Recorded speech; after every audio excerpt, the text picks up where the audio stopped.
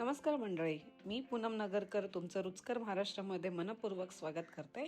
इथे आपण घरच्या घरी बनवूया सोप्या चविष्ट अगदी महाराष्ट्राच्या पोटभर प्रेमाने भरलेल्या रेसिपीज। चला तर मग आजची रेसिपी सुरू करूया। कढी पकोडा। आपण फेटलेलं दही घेतलंय, दही मस्तपैकी फेटून घेतलेलं आहे, ते घेतलं आहे। त्याच्यानंतर आपण बेसन घेतलं आहे, ते व्यवस्थित एकत्र करून असं फेटून घेऊया, म्हणजे ज्या गुठळ्या होत्या त्या सगळ्या निघून जातील। एकत्र करून झालेलं आहे बेसन आणि जे फेटलेलं दही होतं। फेटलेलं दही नसेल तर तुम्ही ताक घेऊ शकता। आणि हे मसाले घेतले ते बेसिक लाल तिखट आहे, धने पावडर आहे, हळद आहे आणि मीठ आहे। आपण ते आता एक सगळं टाकून घेऊया आणि ते सुद्धा आपण आता एकत्र करून घेणार आहोत। हिंग टाकायची आहे थोडी आणि ती पण एकत्र करून घ्यायचा। व्यवस्थित एकत्र झालंय, आपण आता शिजवून घेऊया। सर्व आपण एकत्र करून घेतलं होतं दही आणि मसाले, ते आपण एकत्र टाकणार आहोत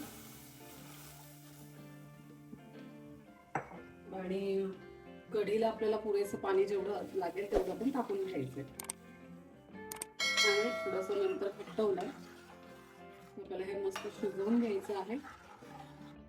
बेसन घेणार आहोत आपण,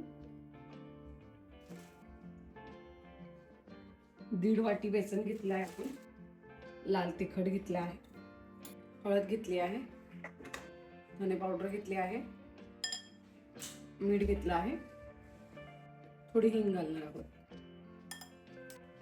लसूणची पेस्ट घेतली आहे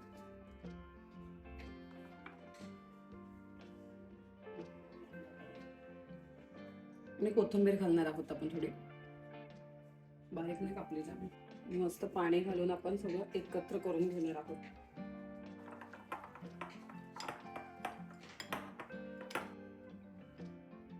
बेसन आपण पकोड्यांचं पीठ रेडी करून घेतलेलं आहे, आपण आता पकोडे करणार आहोत। छोटे छोटे काढून घेऊया।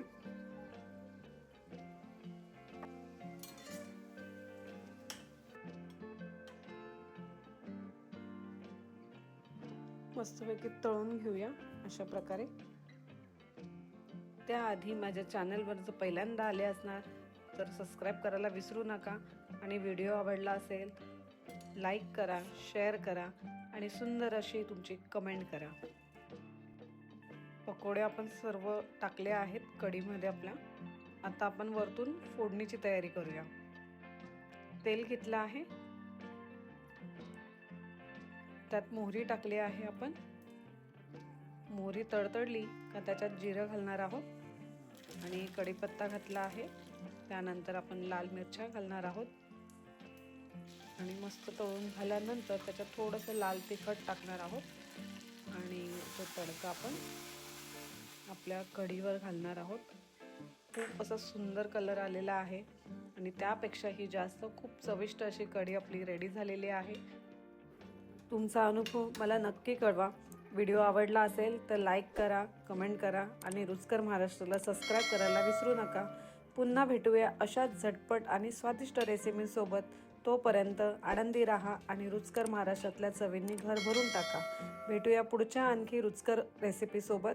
तोपर्यंत खुश रहा, रुचकर खा।